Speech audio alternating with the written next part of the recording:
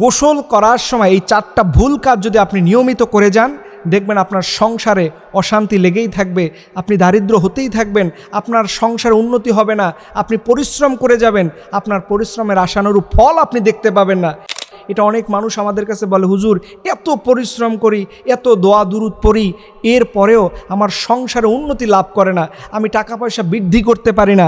মনে রাখবেন, ফ্যামিলির উন্নতি হয় না এর একটা গুরুত্বপূর্ণ পয়েন্ট হচ্ছে যখন একজন মানুষ গোসলের মধ্যে ত্রুটি করে।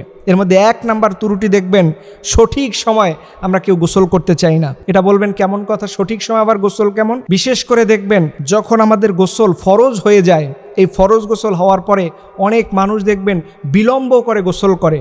আবার অনেক সময় নারীরা দেখবেন অসুস্থ হয়, এই অসুস্থ হওয়ার পরে সুস্থ হতে মনে করেন সে রাতে সুস্থ হয়ে গেছে, সে সকালে গোসল করতেছে না, সে বসে আছে, কারণ মানুষ কি বলবে, ফজরের সময় গোসল করলে এটা কিভাবে নিবে, এই চিন্তা ভাবনা করে দেখবেন অনেক মানুষ গোসল করে না। আর বাংলাদেশে দেখা যায় 100 ভাগের মধ্যে 95 ভাগ মানুষ আছে এমন যারা ফরজ গোসল হওয়ার পরে বিলম্ব করে গোসল করে। মনে করেন রাতে ফরজ গোসল হয়েছে, সে দুপুরে ফরজ গোসল করতে যায়। এই যে কাল বিলম্ব করা, এটার মাধ্যমে বরকত উঠিয়ে নেওয়া হয়। কারণ আল্লাহ তাআলা বান্দাকে সবসময় পবিত্র দেখতে চায়, আল্লাহ বান্দাকে পবিত্র দেখতে ভালোবাসে। আর আপনি অপবিত্র হয়ে বসে আছেন, আপনি অপবিত্র হয়ে কাজকর্ম করতেছেন, আপনি অপবিত্র হয়ে সকল কিছু করতেছেন যার উপরে আল্লাহ তাআলার খুশি নাই। এর জন্য মনে রাখবেন, সঠিক সময় ফরজ গোসলের জাস্ট টাইমে আপনি গোসল করে নেবেন। এটা গেল 1 নাম্বার। 2 নাম্বারে অনেক মানুষ দেখবেন গোসলখানায় ঢুকে তারা উলঙ্গ হয়ে গোসল করে।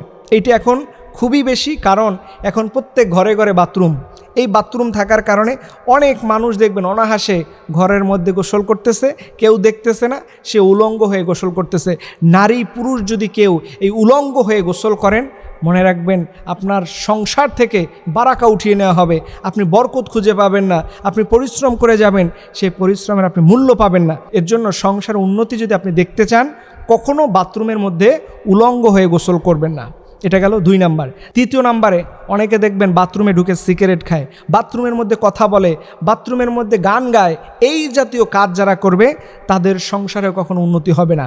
4 নাম্বার এবং সর্বশেষ, রাসূল করিম সাল্লাল্লাহু আলাইহি সাল্লাম যেইভাবে গোসল করানোর সুন্নাহ পদ্ধতি দেখিয়েছেন, যেইভাবে গোসল করার নিয়ম কানুনগুলো আছে, এই নিয়ম কানুন বাদ দিয়ে আপনি যদি অন্যভাবে গোসল করেন, বিশ্বাস করেন আপনার ফ্যামিলির মধ্যে বরকত উঠিয়ে নেওয়া হবে, আপনার সংসার উন্নতি নষ্ট হয়ে যাবে, আপনার সংসারে সবসময় দেখবেন অশান্তি লেগেই থাকবে। এর জন্য আসুন আমরা যেন সদা সর্বদা এই গোসলের 4টা প্রক্রিয়া আমরা ভালোভাবে মেনে আমরা যেন গোসল করি। আমাদের গোসল করা পবিত্র হওয়ার মাধ্যমে যে বারাকা আল্লাহ তাআলা লুকিয়ে রেখেছেন, আল্লাহ রাব্বুল আলামিন আমাদের সবাইকে পুঙ্খানুপুঙ্খানুভাবে সেই আমলগুলো করার তৌফিক দান করুন। সকলে আমিন।